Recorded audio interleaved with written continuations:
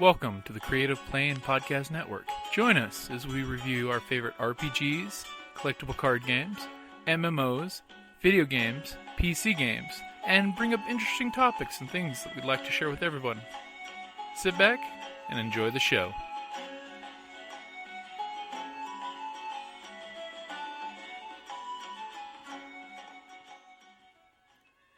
Hi, this is Kelly, aka Trixie from Ragnarok and Roll, assigned to Ragnarok Story, and Tilda Wimblewick from D&D Journey of the 5th Edition.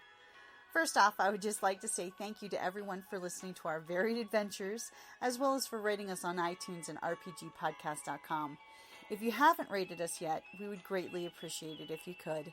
And if you're looking for more ways to support our efforts, we are now on Patreon, a great site where you can help us continue making more podcasts, as well as some special surprises for our patrons. If you can, please look us up at www.patreon.com/cppn. Every little bit helps. And again, thank you for listening. Welcome to the Creative Playing Podcast Network. It's August the 27th, which means most unusual circumstance or location in which you've gamed.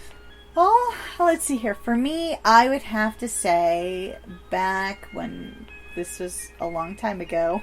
We're not going to say how long, but it was when I first learned to play D&D when I was a kid.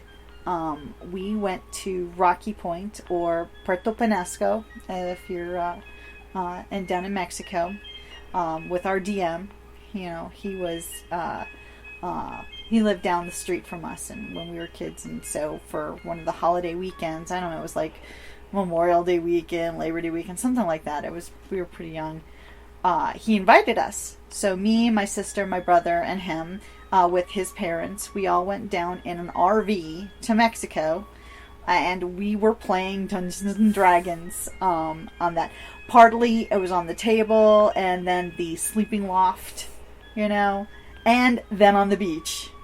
So that was a lot of fun. I would say that was probably the weirdest, you know, or most unusual circumstances or location for myself. Pretty awesome. So for me, the most unusual circumstance or location in which you've gamed, I honestly would have to say back in high school, we used to game and play Robotech during Auto Shop. During school? During school, in high school. Because our Auto Shop teacher was a cool guy that if you did the curriculum in like the first month of school, you passed.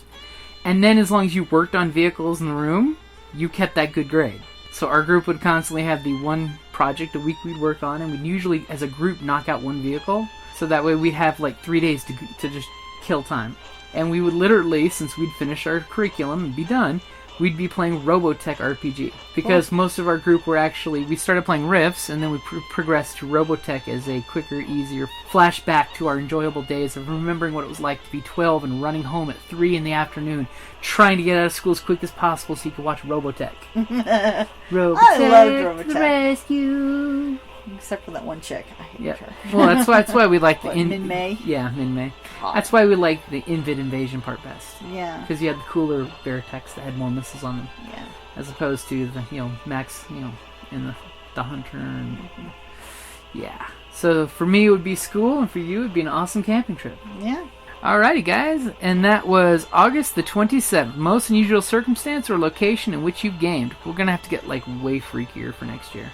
Yeah. Because that question popped up last year, too. Yeah. Alrighty, guys. Thank you for listening.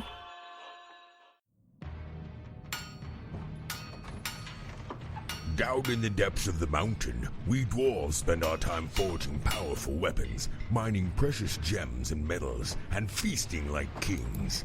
But after a day of digging for the next Arkenstone, this dwarf likes to come home to a package full of loot.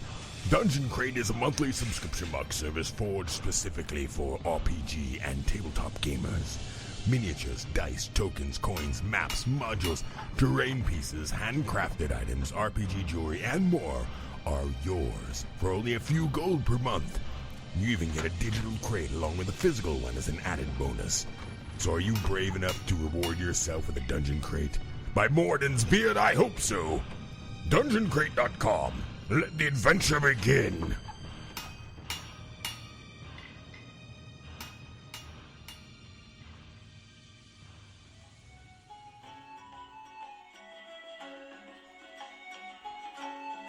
Thank you for listening to the Creative Play and Podcast Network. And feel free to enjoy our other shows, such as D&D Journey of the 5th Edition and Scion Ragnarok and Roll, a Scion Hero to Ragnarok story. Thank you for listening.